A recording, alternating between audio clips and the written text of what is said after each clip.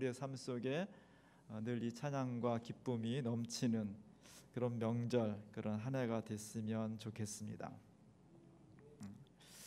우리 사랑하는 우리 이상윤 권사님 기도도 하셨지만 지난 2주간 굉장히 많이 힘드셨어요. 사실 항암 치료라는 게 작년부터 시작을 했는데 방사선 치료를 하고, 그리고 월요일부터 금요일까지 하루에 한 번씩 맞는 주사를 한 번에 5일을 맞는 거거든요. 그것을 3주에 한 번씩 6번 총 30회를 맞는 그런 주사였습니다. 사실 그동안 표현은 잘 안 했지만 많이 힘들었지만 잘 참으셨어요. 그리고 실제로 다른 사람들보다 고통이 더 심하진 않았던 것 같아요. 그래서 지지난주 우리가 설교 시간에 나와서 찬송도 드렸잖아요. 낮은 해처럼 밤의 달처럼 그 찬양도 하실 정도로 너무 그 은혜가 있었고, 보는 사람들도 기도하면서 잘 참아내셨습니다. 사실은 지지난주에 모든 항암 치료를 끝내고 주일을 맞이해야 되는 거였어요.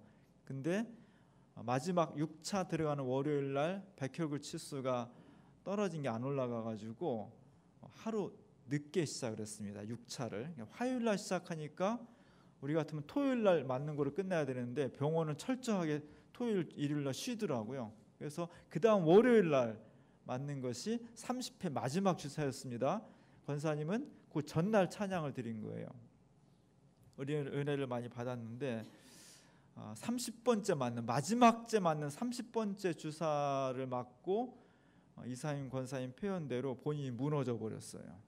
너무 아파가지고 너무 힘들어서 그동안 잘 견디셨는데 몸을 못 가누게 됐습니다. 그래서 집에서 참고 견디다가 할 수 없이 새벽에 응급실로 실려갔고, 다시 또 퇴원해서 견디다가 또 못 견뎌서 동네 병원에 가셔서 링거를 맞고 다시 퇴원했고, 또 못 견뎌가지고 결국 며칠 전에 수술했던 아주대 병원으로 입원을 하게 됐습니다. 우리 정명치 집사님 옆에서 굉장히 많이 고생을 하셨어요. 그러면서 입원해서 치료를 받았는데 통증이 안 멈추는 거예요. 배하고 이런 통증이 너무 극도로 통증이 오니까 너무 힘들었고, 너무 아프니까 뭐 성경도 못 읽고 설교도 못 듣고 찬송도 못 하고 기도도 못 하고 그럴 정도였습니다. 그러다가 기도해야 되겠다, 말씀 읽어야 되겠다, 설교 들어야 되겠다, 그런 마음을 가지고 기도하기 시작을 했고, 이게 통증이 계속되는 데다가 이 백혈구 수치가 안 떨어지니까 할 수 없이 일반 병동에서 격리 병동으로 옮긴 거예요. 왜냐하면 백혈구라고 하는 것은 그 우리 몸속에 들어온 병균을 잡아먹는 거잖아요. 그 잡아먹는 백혈구가 낮아지면은 그 상태에서 병균이 찾아오면 심각한 지경에 이르거든요. 아주 간단한 건데도 중증으로 떨어지고, 심하면 폐혈증이 와서 목숨을 잃게 된 그런 두려움, 그런 불안, 그런 고통, 이런 것들이 막 엄습해 오니까 일반 병동에서 격리 병동으로 옮겼습니다. 그리고 이제 월요일 날 백혈구 치수를 올리는 주사를 맞았는데 그 주사가 굉장히 아프다는 거예요. 막 뼛속까지 막 권사님 표현으로 막 죽을 만큼 아프다는 거예요. 월요일 날 맞았는데 효과가 없었던 거예요. 화요일 날 또 맞았는데 효과가 없는 거예요. 이게 죽을 만큼 아파야 되는데 이 주사를 맞으면 그래야 백혈구 치수가 그 아픔을 통해서 올라가는 건데 그게 안 올라가는 거예요. 아픔도 안 오고 올라가지도 않는 거예요. 그래서 권사님이 기도했습니다. 하나님, 죽을 만큼 아플 수 있도록 해주십시오. 그게 아파야 되니까. 그게 아파야 백혈구가 올라가고, 백혈구가 치수가 올라가야 다시 온전한 몸을 회복할 수 있으니까. 제가 참 마음이 많이 아팠습니다. 그리고 그런 기도와 찬양과 말씀을 통해서 권사님이 다시 백혈구 치수가 올라갔어요. 지금은 올라간 날 아침에 이제 의사가 와가지고 회진을 하면서 이제 격리 해제돼도 되겠습니다. 백혈구 치수가 올라갔습니다. 그 이야기를 듣고서 저한테 전화하셨더라고요. 그 전에 제가 병문안 갔을 때 너무너무 힘들어서 참 병문안 하는 것도만 미안할 정도로 힘들까 봐 그랬는데 다시 옛날에 그 또렷하고 낭낭한 목소리를 되찾는 그 전화를 듣는데 제가 참 마음에 감동이 많이 되고 너무 고맙습니다. 우리 삶 속에서 죽을 만큼 아픔을 주십시오. 그런 기도도 좀 할 수 있구나. 그런 기도가 나오는 경우도 있구나. 얼마나 힘들었으면 그런 마음들이 많이 전해져 왔습니다. 다행스럽게 우리 주님께서 은혜를 베푸셔서 회복할 수 있는 기회를 주셨고, 우리 교회에 지금 권영성 사모님도 담낭 제거 수술을 받아서 아픔 입원 중에 있고요. 또 김명자 원사님도 지금 검사를 다 받고 기다리고 있고, 지난 주간에 참 아픈 분들이 많이 있었습니다. 그럼에도 불구하고 하나님께서 우리에게 치유할 수 있고 회복할 수 있는 믿음과 또 능력을 주신 것이 너무나 감사한 그런 주일입니다. 오늘 제가 아침에 페이스북을 보니까 이상훈 권사님이 글을 하나 올렸더라고요. 하나님께서 우리에게 이런 글을 주셨습니다. 이런 기회를 주셨습니다. 한번 읽어보겠습니다. 주일 아침 새벽 기도. 너무 많은 주사를 맞아 혈관이 아우성이다. 너무 부은 오른쪽 주사 바늘을 빼고 어제 저녁 다시 왼쪽으로 옮겼는데 오른쪽이 또 아파 견딜 수가 없었다. 새벽 2시 간호사실 갔더니 어쩔 수 없다며 마저 뽑아버렸다.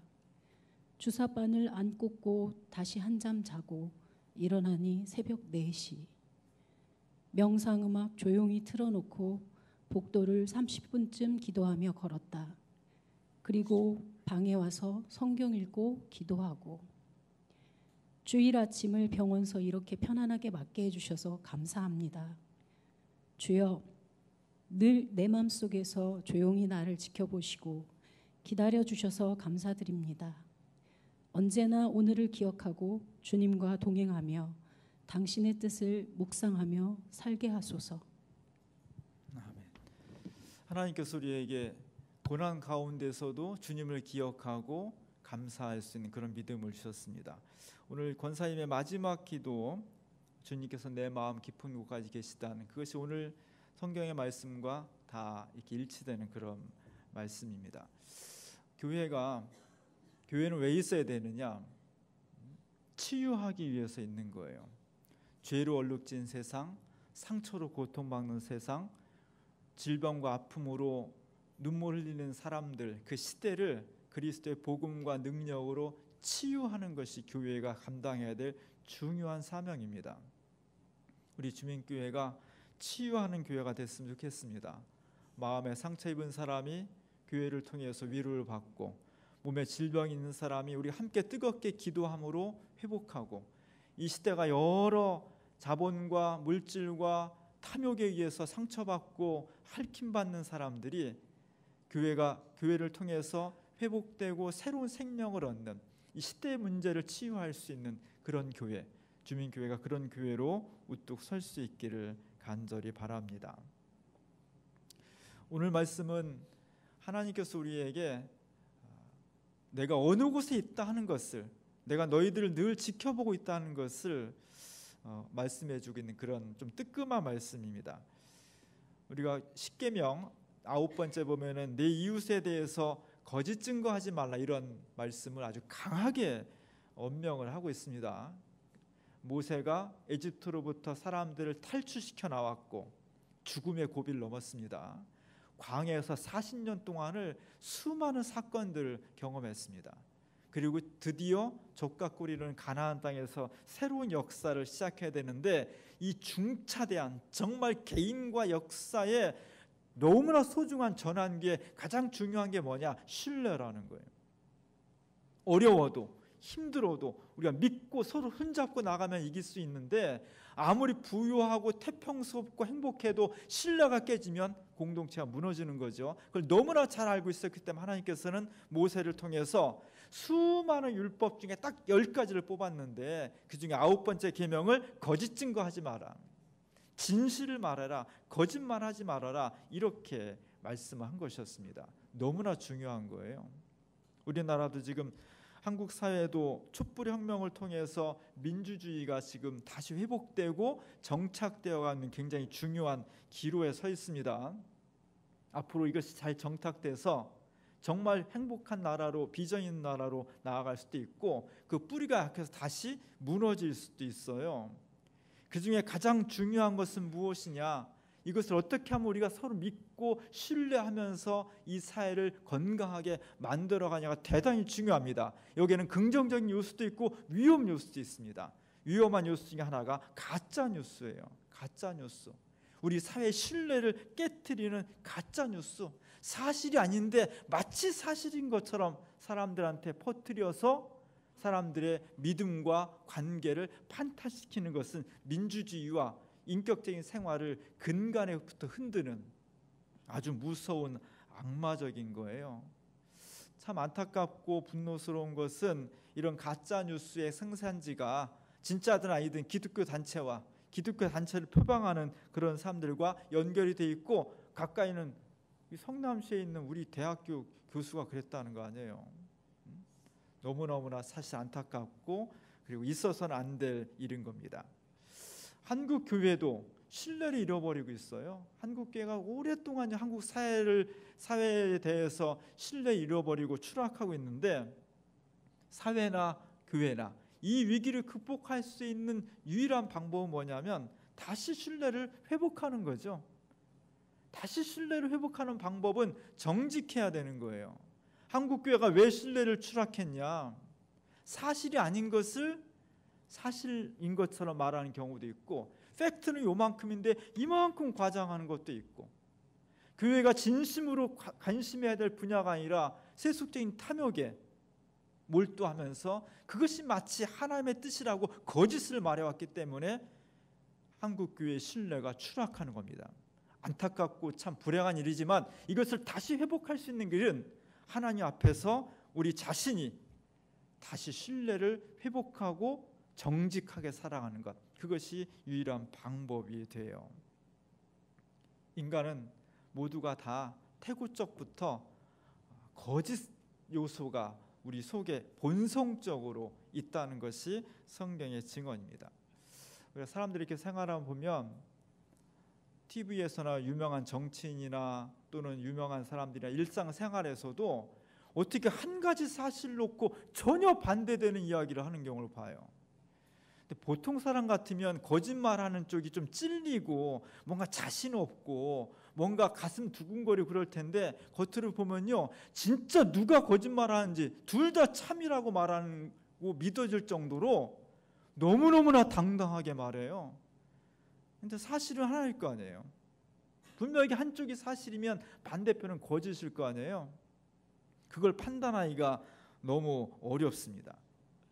야, 사람이 저렇게 거짓말하면서 자신 있을 수 있구나, 뻔뻔할 수 있구나 이런 것처럼 느끼면서 누가 진짜일까, 누가 거짓말이 이렇게 헷갈리는 게 많아요.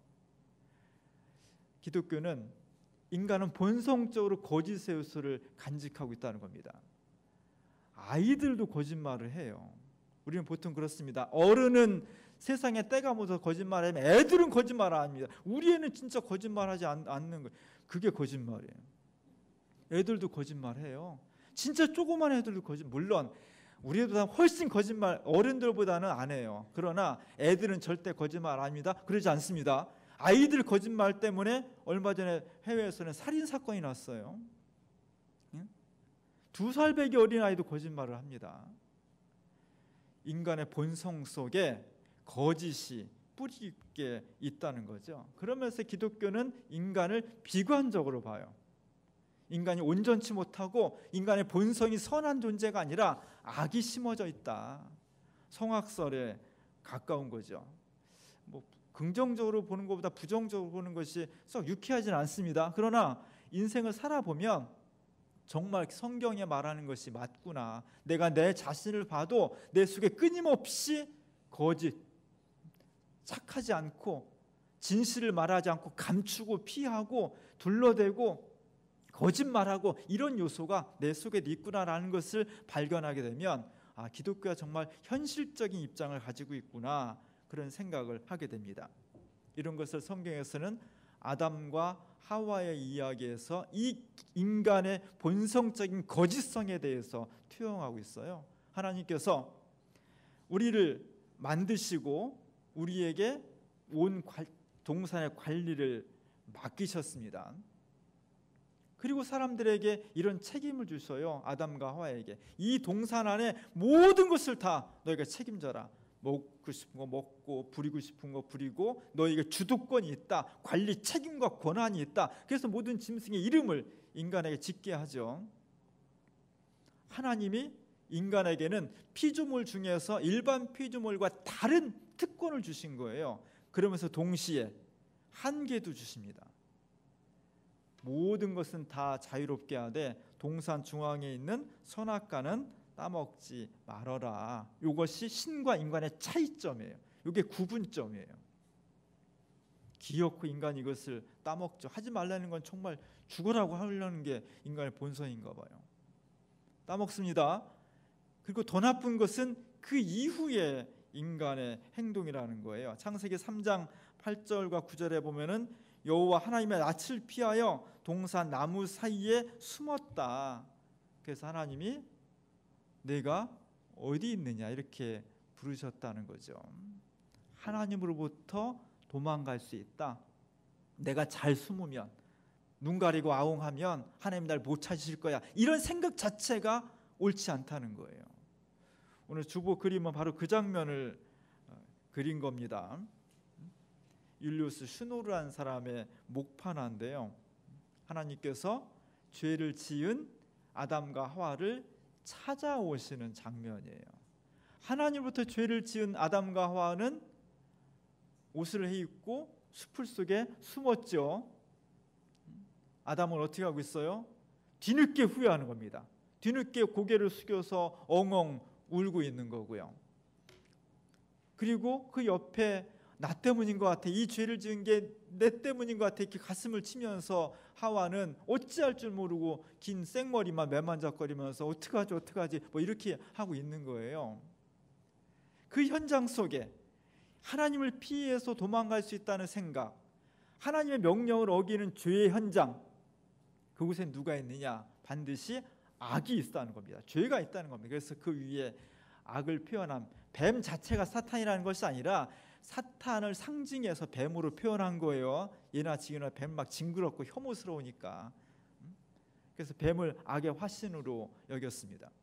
그 뱀에 있는 사탄이 있는 곳, 악이 있는 곳, 그곳이 바로 하나님으로부터 피하려는 곳이고 하나님 앞에 정직하지 못한 삶이고 그 결과가 악이고 이런 것들을 표현하는 겁니다. 그리고 한편에는 하나님과 악의 화신 사탄이 지금 이렇게 대치하고 있죠. 인생을 살아가는 순간순간마다 우리는 선과 악을 선택해야 돼. 역사는 어느 순간마다 선이냐 악이냐 정이냐 불이냐를 선택해야 됩니다. 어찌 보면 기독교 역사관, 기독교 인생관은 선하신 하나님과 악한 사탄의 줄다리기 속에 있는 거예요. 물론 기독교는 마침내 최종적으로는 하나님께서 악을 물리치고 이 땅에 새로운 인생, 새로운 역사를 펼치실 것이라는 희망을 우리가 불어넣어주고 있고 우리는 그것을 믿는 겁니다. 지금은 어렵지만, 지금은 악이 득세하는 것 같지만 그것은 잠시고 마침 최종적으로는 하나님께서 이 역사를 정의롭게, 선하게, 정직하게 만들 것이라는 것을 믿는 거예요. 우리는 그 믿음 때문에 때로 역사 안에서 고난을 받기도 하고요. 손해를 보면서까지 거짓이 아니라 정직함 속에 서려고 노력을 하는 겁니다. 하나님께서 죄를 짓고 자신을 배신한 아담과 하와를 물끄러미 바라보고 계시죠. 그토록 사랑했는데, 그토록 다른 피조물과는 다른 책임과 권한과 특권을 주었는데 그것을 싹 배신하고 지금 초라하게 죄된 모습으로 나와 있는 저 철부지 자식 같은 아담과 하와를 바라보면서 하나님 어떤 생각을 하셨을까요? 그냥 물끄러미 바라보시는 거예요. 그분의 눈 속에 저놈들을 그냥 당장 심판해가지고 정의의 검으로 그냥 처단해버릴까 하는 그런 생각도 있으실 것이고, 그러나 하나님이 택하신 것은 그런 정의의 손깃이 아니라 그들을 아이고 어찌하냐, 어쩌다 그랬니? 측은지심으로 바라보는 거죠. 기독교의 구원은 여기에 있는 겁니다. 하나님께서 우리를 정의로 판단하셨다면 우리는 여기 있을 수 없다는 거예요. 우리는 당장 심판받고 죽음의 구렁텅이로 떨어질 수밖에 없는 그런 죄된 존재들인데, 그렇게 부정직한 존재들인데 하나님께서 죄 지은 우리를 찾아오셔서 그저 그렇게 물끄러미 바라보면서 어쩌냐, 어쩌다 그렇게 했어. 그리고 그 죄의 대가를 하나님 본인이 당신의 아들 예수 그리스도를 통해서 대신 지게 하심으로써 우리를 구원케 하셨다는 것이 기독교의 고백입니다. 우리는 그렇게 먼저 은혜를 받은 사람들이에요. 오늘 읽은 예레미야 선지자의 말씀도 바로 이 말씀입니다. 이스라엘 역사가 지금부터 한 2700년 전에 멸망을 향해서 치닫고 있습니다. 하나님을 섬기지 않고 불의에 쌓여 있고 탐욕과 죄와 쾌락과 이래서 멸망할 수밖에 없는 그런 현실을 목도하면서 예레미야가 정말 눈물을 쏟으면서 하나님의 음성을 들려줍니다. 여러분, 이대로 가면 다 죽습니다. 나라가 멸망합니다. 어찌하면 좋습니까? 빨리 돌이키십시오. 하나님께서 우리를 심판하십니다. 그게 정직한 예언이었고 진실한 말씀이었습니다. 근데 한쪽에서 더 많은 예언자들이 하나님의 이름으로 뭐를 말하냐면, 여러분 안심하십시오. 아무런 문제도 없습니다. 우리 잘 살고 있어요. 하나님께서 우리 좋아하신대요. 축복해 주실 겁니다. 지금 이대로 사시면 돼요. 어떤 말 듣기 좋아요? 잘하고 있다는 말이 듣기 좋은 거예요. 그래서 왕부터 제사장부터 수많은 사람들이 예레미야의 부정적인 예언에 대해서는 너무 맨날 부정적으로 말하니, 너무 이렇게 맨날 우리 야단만 쳐, 하나님 우리 좋아하신다는데 더 많은 예언자들이 달콤한 말을 속삭여 주는데 너는 왜 그래? 이렇게 배척하고 따돌리고 때로는 테러를 가하고 위협을 했다는 겁니다. 그래서 예레미야는 눈물을 흘릴 수밖에 없었고, 수많은 예언자 중에서 눈물의 예언자라는 그런 별칭을 얻었습니다. 그러면서 사람들이 한편에서는 우리가 이렇게 죄를 저질러도 하나님은 모르실 거야, 이렇게 생각하고 죄를 저질렀다는 거예요. 거기에 대해서 오늘 예레미야 선지자가 23장 23절 24절에서 이렇게 말하는 겁니다. 사람아, 사람이 내게 보이지 아니하려고 누가 자신을 은밀한 곳에 숨길 수 있겠느냐? 하나님은 여기는 보시고 여기는 못 보실 거야. 내가 몰래, 아무도 몰래 죄를 저지르면 모르실 거야. 이런 생각하지 말라는 거예요. 나는 청지에 충만하다. 우주 끝에도 있고 아무도 모른다는 내 마음속, 나도 잘 모르는 내 무의식 가운데도 하나님께서 계시니 나를 피해서 도망갈 생각, 내가 모른다 생각하지 말라는 겁니다. 다시 말하면 우리가 무엇을 생각하든지 무엇을 계획하든지 무엇을 실행하든지 내가 하나님 앞에 있다는 것, 하나님 앞에 서 있다는 것을 기억하면서 정직한 삶을 살아가라는 겁니다. 오늘 우리 그리스도인에게 주어진, 한국 교회에 주어진 가장 절박한 명제는 우리가 어떻게 하면 하나님 앞에서 정직한 삶을 살 수 있겠냐 하는 것이 가장 중요한 거예요. 분명한 사실은 그 누구도 하나님으로부터 하나님의 눈을 피해서 도망갈 수 없다는 겁니다. 우리가 구약성경의 요나 선지자가 하나님께서 니느웨에 가서 복음을 전해서 구원하라니까 그게 마음에 안 들어가지고 도망갔죠. 어디로 도망갔냐? 다시스로 도망갔. 다시스는 그 당시 세계관으로는 세상 끝이에요. 서쪽 끝. 지금은 스페인인데 서쪽 끝입니다. 거길로 가는 배를 타서 거기 가면 세상 끝이니까 하나님께서 나를 찾지 못하실 거야, 이런 마음을 가지고 갔다는 겁니다. 그러나 그가 결국 도달한 곳은 그가 원했던, 하나님 볼 수 없을 거라고 생각했던 다시스가 아니라 커다란 물고기 안에 뱃속이었다는 겁니다. 그리고 다시 그는 처음에 계획했던 대로 니느웨로 가서 하나님의 말씀을 전할 수밖에 없었다. 이것이 우리에게 말씀해 주는 것, 우리는 그 어디에서도 하나님으로부터 피할 수가 없다는 겁니다. 그렇기 때문에 내 마음속에서부터, 내 언어로부터, 내 행동으로부터 정직하려고 노력을 해야 돼. 거짓에 빠지지 않고 하나님을 속이려고 하지 않고 정말 내 마음속에서부터 정직한 삶을 살려고 노력하는 것, 그것이 하나님과 우리 사이의 관계를 회복하는 것이고, 그 관계 회복을 통해서 떨어졌던 신뢰를 새롭게 만들어 갈 수가 있는 것입니다. 오늘 우리 사회는 거짓이 일상화되어 있습니다. 물질과 쾌락과 탐욕이 주인이 되면서 하나님은 뒷전으로 밀려나 있고, 그래서 우리의 살아가는 현실이 거짓되지 않고는 살아가기 어려워요. 이게 악이에요. 이게 우리가 극복해야 될 사회의 모습입니다. 정직한 사람이 살기 쉽고 악한 사람이 견디기 어려워야 되는데, 직장이나 동네나 어디 곳에 가든지 정직한 사람이 배겨나기가 어려운 구조예요. 적당히 거짓말해야 되고요, 속여야 되고요, 양심을 마비시켜야만 편한 사회. 그래서 사실은 기독교인들은 오늘 사회 구조에 잘 적응하지 못해야 돼요. 고역이어야 돼. 이렇게 사는 게 힘들어야 돼. 주일날 오면 하나님 참 세상 살기 어렵습니다. 육체적으로 힘든 것이 아니라 하나님 말씀으로 살기가 참 어렵습니다. 어떻게 하면 좋죠? 이런 기도가 돼야 돼요. 그래야만 하나님께서 우리에게 어려운 가운데서도 정직을 지키면서 하나님의 품성을 잃어버리지 않으면서 이 시대를 돌파할 수 있는 힘과 권능을 우리에게 주신다는 것입니다. 그것이 은총이에요. 오늘 예레미야 선지자가 누가 하나님으로부터 우리가 숨을 수 있겠냐, 하나님은 천지에 충만한데 저 우주 끝에도 계시고 우리의 마음속 깊은 곳에도 계신데, 그러니 하나님을 속이려거나 하나님의 눈길을 피하려거나 그러지 말자는 것입니다. 그것이 우리의 삶 속에서 새로운 인생을 펼쳐나갈 수 있게 하고 새로운 역사를 만들 수 있게 한다는 것입니다. 거기에 평화가 있고 행복이 있는 거예요.